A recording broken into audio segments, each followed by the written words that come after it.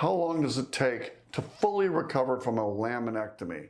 Now, remember, cervical laminectomy, neck, lumbar laminectomy, low back. Cervical laminectomy and lumbar, both, they're no fun. I've had both. The cervicals are a little easier to recover from, but not a lot. In general, if they're just doing a laminectomy and releasing nerves, not adding fusions or anything, we're just talking about decompressive laminectomy, removing the lamina bone, it's about 3 weeks for the soft tissues to be 85% effectively healed. At that point, I usually return people to some form of physical therapy and exercise, but it's going to take you 6 to 8 weeks to really be recovered. And so I'd say by 3 months, you'll feel great, but you'll feel pretty healthy by 4 to 6 weeks. I hope that helps you understand the recoveries.